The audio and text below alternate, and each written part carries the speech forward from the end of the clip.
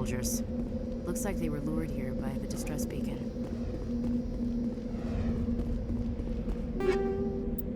These are Admiral Kahoku's men. I need to tell him what happened here.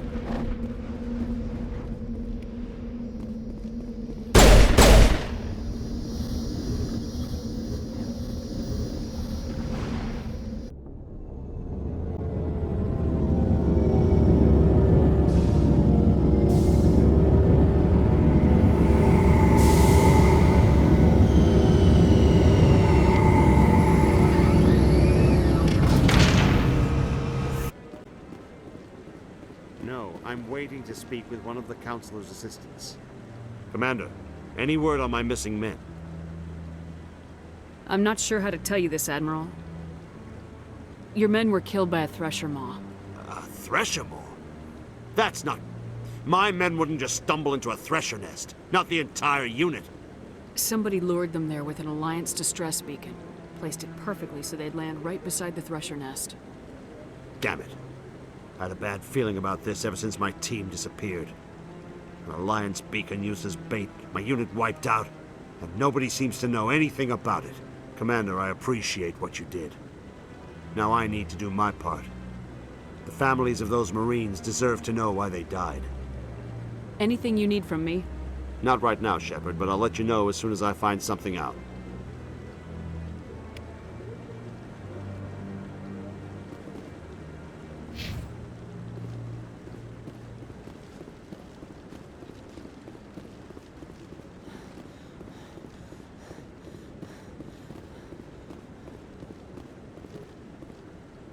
Any news? Did you find my brother yet?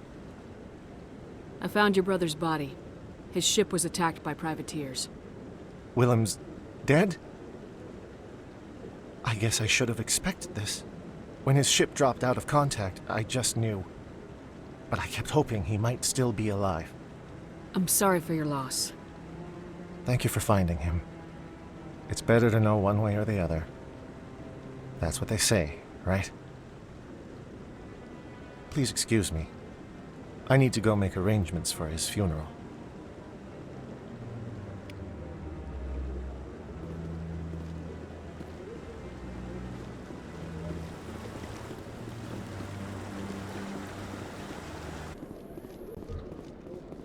You seem to be attracting unwanted attention, Tally. Several passerbys were staring at you. Many think less of Quarians for traveling in the flotilla and for creating the Geth. They see us as scavengers, little better than thieves. It is natural for people to dislike rootless wanderers. If Quarians would just settle another homeworld, you would not run into such concerns.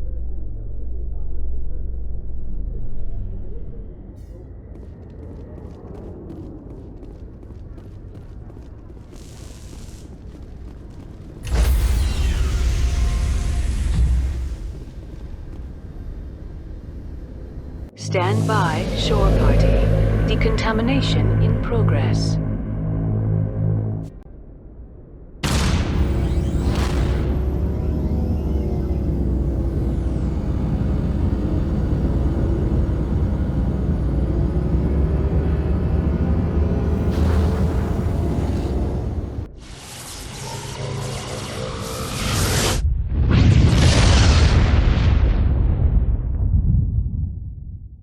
Message for you, Commander. Just came in over a secure channel.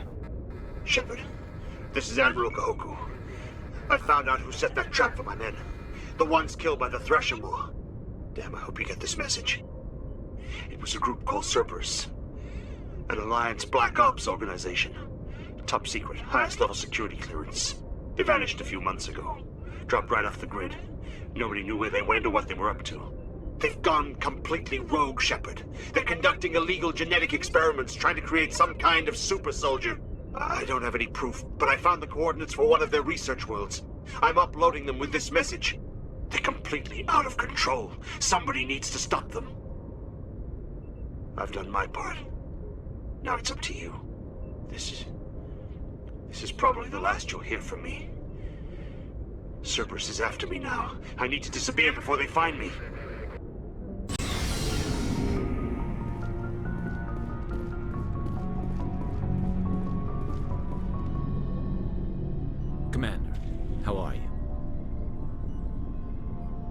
Why did you want to be a C-Sec officer in the first place? That's a good question. There were several reasons, I guess. Like what? Probably the same as most officers. I wanted to fight injustice, wanted to help people. I guess my father had something to do with it too. He was C-Sec, one of the best. I grew up hearing about his accomplishments or seeing his picture on the vids after a big arrest. He's taking my resignation pretty hard. He's not impressed that you're going after Saren? My father's a C-Sec man to the bone. Do things right or don't do them at all, he says. He thinks I'm being too rash, too impatient. He's worried I'll become just like Saren. He actually talked me out of becoming a Spectre when I was younger, for the same reasons. You were asked to be a Spectre. Well, I was targeted as a possible Spectre candidate, me and about 1,000 other Turian military recruits. I could have received special training, but my father didn't like it. He despises the Spectres. He hates the idea of someone having unlimited power with no accountability. He wouldn't like you, Commander. No offense. I suppose I can understand his concern. You can. But Saren's not going to play by our rules, C-Sec's rules. If you want to nail Saren, you need to send someone who isn't restricted by policies and procedures. Just because you can break the rules doesn't mean you should. I don't need to stoop to Saren's level to stop him. And neither do you, Garrus. I see what you mean, but I'll think about it. Thanks, Commander.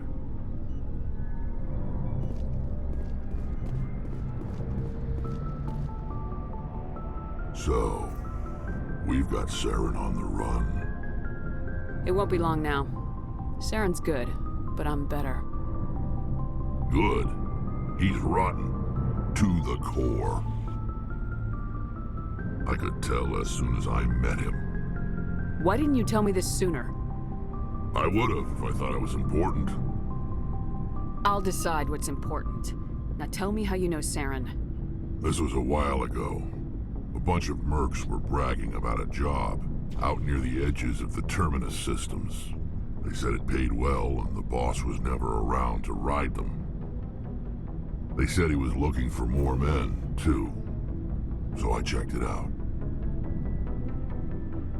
I didn't know Saren was openly recruiting mercs. It wasn't that open, and he only showed his face once. We'd been raiding ships in the area for months when we took out this massive cargo freighter.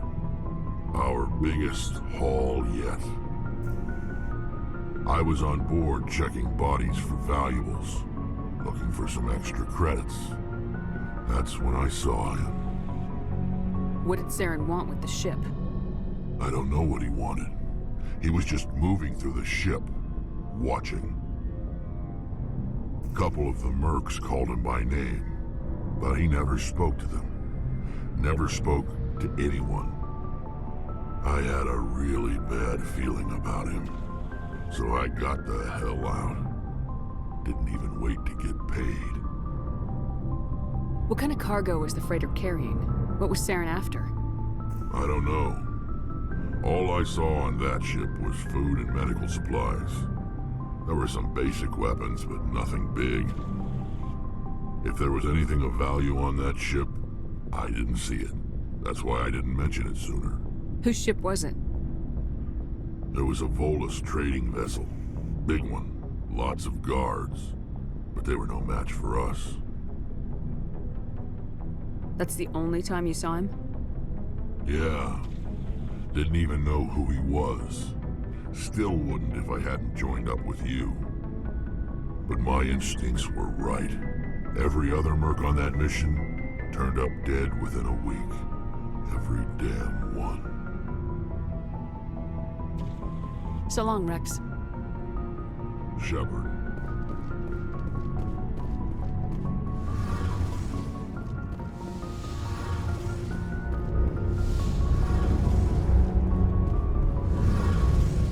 Oh, hello, Shepard. Are you okay? I don't know. Your ship is amazing, and your crew's been really great to me, especially your chief engineer. But I just sort of feel out of place. The Normandy runs so smooth it feels like we're not even moving, and the engines are so quiet. How do you sleep at night? silence wakes you up? Back on the flotilla, the last thing you want to hear is silence. It means an engine's died or an air filter shut down. I guess you don't have to worry about that here. But old habits die hard. But it's more than just a silence. This ship feels so empty. It's like half the crew is missing. Back home, I couldn't wait to go on my pilgrimage. I couldn't wait to get away from the crowds. Now that I'm out here, I kind of miss them.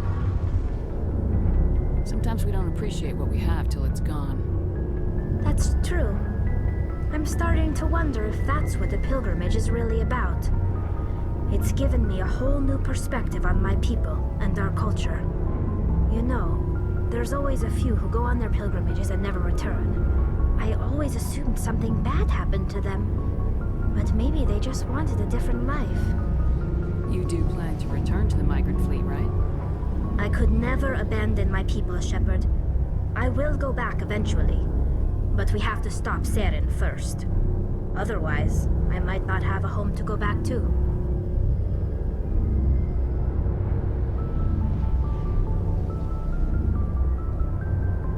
I want to know more about the Geth. I doubt I can tell you anything you don't already know. It's been almost 3 centuries since they drove my people into exile. All I know is the story of their origins, what they were when we created them, and how they turned on us. Interesting. The Geth were originally created to serve as an automated manual labor force. Initially, their intelligence was as limited as any VI. Over time, we made small modifications to their programming to allow them to perform more varied and complex tasks, bringing them closer and closer to true AI status. How come the Council didn't step in and stop you? This wasn't true AI research. We may have been skirting the bounds of the law, but we never did anything that was actually illegal. The changes were so insignificant, so gradual, that we were able to control them. Or so we thought. But one thing we underestimated was the power of the neural network. A million Geth thinking simultaneously created an inherently unstable matrix. So the Geth share brain power?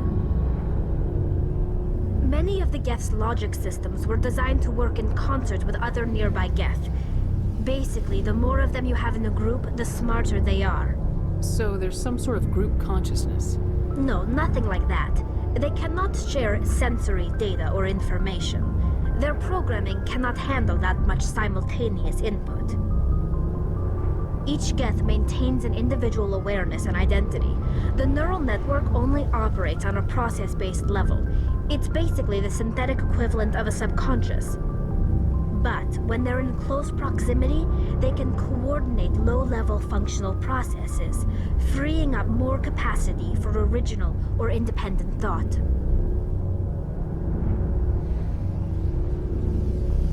That doesn't make any sense. I'm probably oversimplifying. The Geth are incredibly advanced and complex creations. All you need to know is that they get smarter when they gather in large numbers. As we built more and more Geth, their effective intelligence became more sophisticated, more abstract. One day, a Geth began to ask its Quarian overseer questions about the nature of its existence. Am I alive? Why am I here? What is my purpose? As you can imagine, this caused a near panic among my people.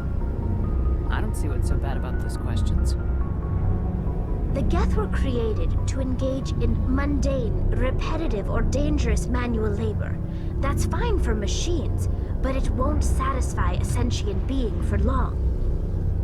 The Geth were showing signs of rudimentary self-awareness and independent thought. If the Geth were intelligent, then we were essentially using them as slaves. It was inevitable the newly sentient Geth would rebel against their situation. We knew they would rise up against us, so we acted first. A general order went out across all Quarian-controlled systems to permanently deactivate all Geth. The Geth responded to this order violently. Hey, you can't blame them for fighting for their survival. We had no other choice. The Geth were already on the verge of revolution. By acting quickly, we had a chance to end the war before it began. The hope was that most of the Geth would still be little more than machines, incapable of organized resistance. But they had progressed much further than anyone anticipated. The war was long and bloody. Millions upon millions of Quarians died at their hands. In the end, we were forced to flee our own homeworld. We feared the Geth would pursue us, but they never came beyond the Veil.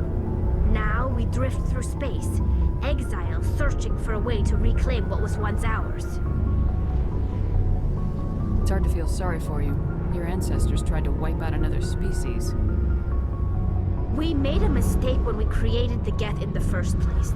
But we did not make a mistake when we went to war against them. If we had not acted, they would have wiped us out. They're a synthetic life form. They have no use for organics. None. Why do you think they cut themselves off from the rest of the galaxy?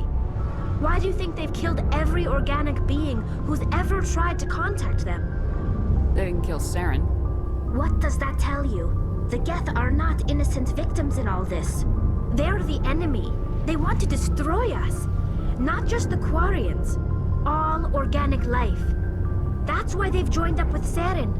And that's why we have to stop him. I should go. See you later.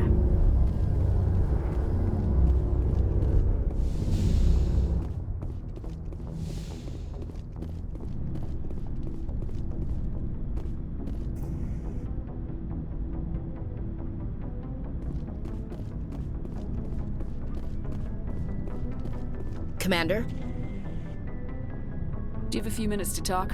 One-on-one? Sure. I was just watching some mail from home. Oh, before I go, we saw Caden in a news vid about the Normandy. He's cute. Later, sis. Let's pretend this never happened. Are you interested in the Lieutenant, Chief? No, ma'am. And anyway, Scuttlebutt says he's already sweet on someone. What's up? You didn't come by to eavesdrop on family mail. Your family seems to be important to you. Yeah, we've always been close. Me and my sisters especially. With Dad on duty so much, I had to help Mom raise them. Did your father serve with the fleet? Yeah, took any crap posting he could get that offered space time. You know what? He worked his ass off trying to get recognized, but he never made it above serviceman 3rd class. He was real proud when I made Chief. First thing he did was salute. What about your mother? You haven't mentioned her. You must know what military wives are like. Strong because they have to be, able to raise kids while Dad's away on a 6-month cruise. She has a degree in planetary geology. She and Dad both wanted to see new worlds. She gave up her career to raise us, though.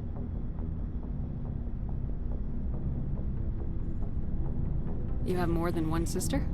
Sounds like a big family. Yeah, I'm the oldest, then Abby, then Lynn. Sarah's the youngest. She's still in high school. With 4 girls, Dad used to say he felt more outnumbered at home than on maneuvers. You have more than one sister? Sounds like a big family. Yeah, I'm the oldest, then Abby, then Lynn. Sarah's the youngest. She's still in high school. With 4 girls, Dad used to say he felt more outnumbered at home than on maneuvers. Where did you grow up? All over. We transferred a half a dozen times before I finished grade school. You go where personnel command sends you, right? I guess that's why I'm so tight with my sisters. We'd have to leave all our friends every 2 or 3 years. You're lucky to have a close family. Sorry, I forgot about your family situation. Or lack thereof. Relax, Williams. I've dealt with it. Asked me to clear a bunker of armed hostiles? No problem. Dealing with the foot in my mouth? Not so good with that. Things were tense between Sarah and me for a while. Then we bonded. Sounds like a story. Feel like sharing? Sarah got herself a boyfriend who wanted to go faster than she did, Mike. I didn't think he was a bad kid, just pushy. Lynn would send me these worried vidmails, and I'd tell her to relax. Where were you when this was going on? I was on active duty. Sarah's graduating high school this year. This was only a couple of years back. They were on Amaterasu. At the time, I was assigned to Chernobog. Same cluster, but a dozen LY away.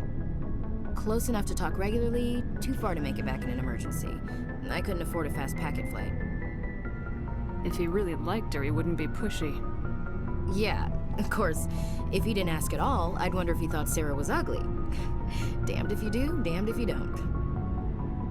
Mike thought they'd go for a romantic walk in the woods, because he figured it was past time they did the deed.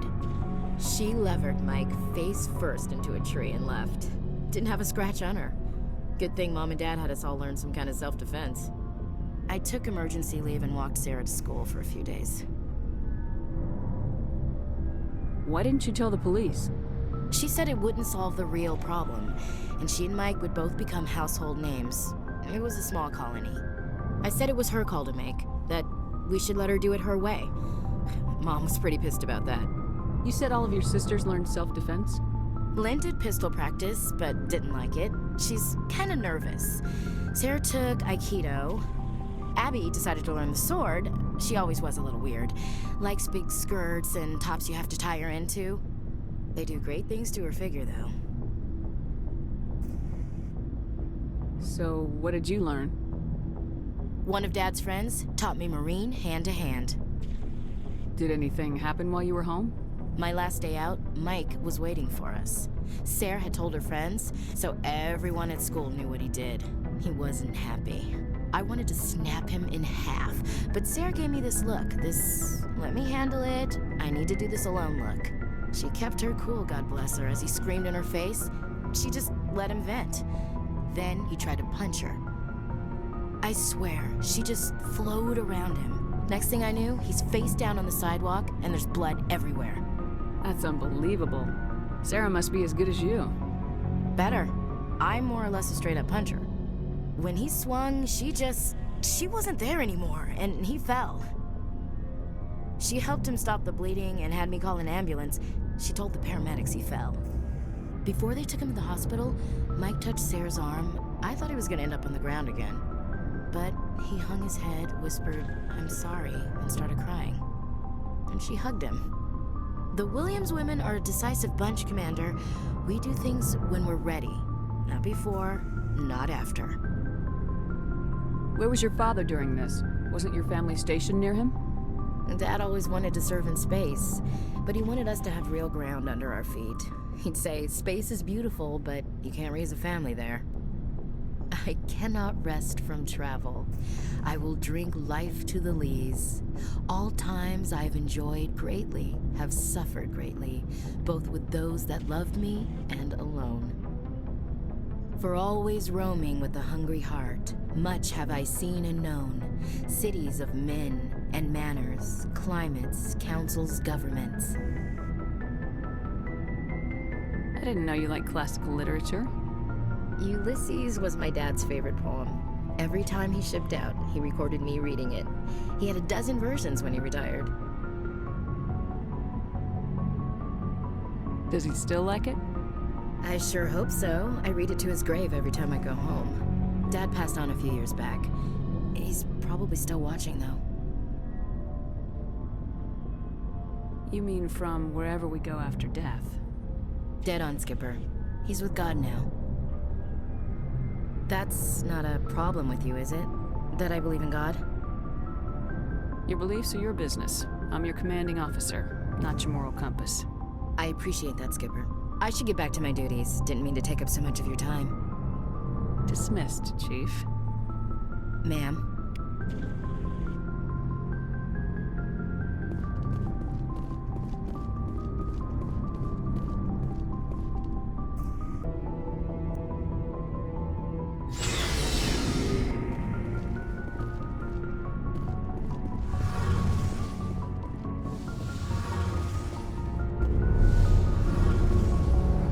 Something I can do for you, Commander. Carry on, Adams. Aye, aye, Commander. Hey, Shepard. You need something? Tell me about your people. Our lives aren't easy. Resources are scarce, and we are constantly on the move. Everything we do must in some way contribute to the continuation of the migrant fleet. There are 17 million Quarians in the flotilla, and each of us relies on the others for survival. The bonds among my people are strong. Unfortunately, we have had to surrender many of the freedoms and civil liberties other species take for granted. What kind of freedoms? Well, it's illegal for parents to have more than one child. If our population grows too much, it would strain our resources to their breaking point. Of course, we also can't allow our numbers to become too few. If our population is in decline, the rule against single births is temporarily repealed. In extreme cases of population decline, incentives are even offered to encourage multiple births, though the Conclave hasn't had to take such measures in nearly a century. That's your government. The Conclave is our civilian branch of government. Each ship can elect a representative to serve on the Conclave and make decisions that affect the fleet as a whole. On matters that affect an individual ship, however, the captain has the final say. It's a tradition that dates back to the early days, when the fleet was governed by martial law.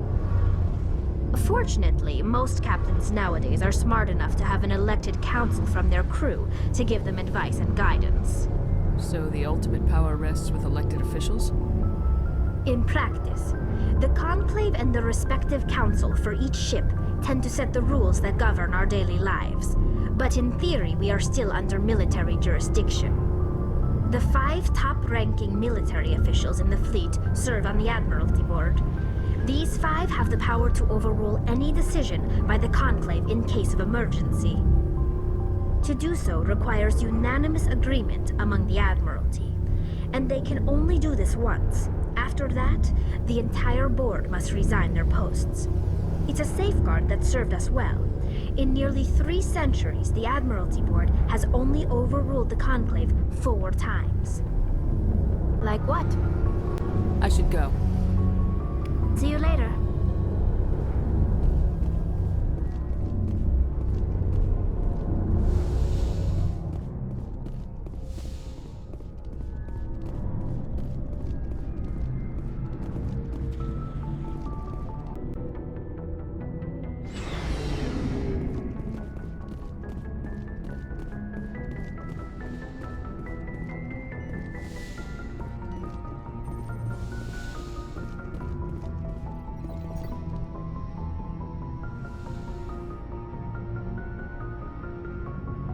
I get the feeling you want to ask me something, Commander. Tell me about yourself, Liara. Me? I am afraid I am not very interesting, Commander. I spend most of my time on remote digs, unearthing mundane items buried in long-forgotten Prothean ruins. Sounds dangerous. And lonely. Sometimes I would run afoul of indigenous life forms or stumble across a small band of mercenaries or privateers, but I was always careful. Until the Geth followed me to Artemis Tau. I never found myself in any situation my biotics could not handle. As for the solitude, well, that is one aspect that most appealed to me. Sometimes I just need to get away from other people. You don't like other people? I suppose it comes from being a matriarch's daughter. People expected me to follow in Benezia's footsteps. They wanted me to become a leader of our people. Matriarchs guide their followers into the future. They seek the truth of what is yet to come. Maybe that's why I became so interested in the secrets of the past. It sounds so foolish when I say it out loud. It sounds like I became an archaeologist simply to spite Benezia. You must enjoy something about it. I love my work. Seeking out history's lost secrets has a special appeal for me. You were actually touched by working Prothean technology. That is why I find you so fascinating, Commander. Sounds like you want to dissect me in a lab somewhere. What? No, I did not mean to insinuate. I never meant to offend you, Shepard. I only meant that you would be an interesting specimen for an in-depth study. No, that's even worse. Calm down, Liara. I was only joking. Joking? Oh, by the goddess, how could I be so dense? You must think I am a complete and utter fool. Now you know why I prefer to spend my time in the field with data disks and computers. I always seem to say something embarrassing around other people. Please, just pretend this conversation never happened. I should go. Goodbye, Shepard.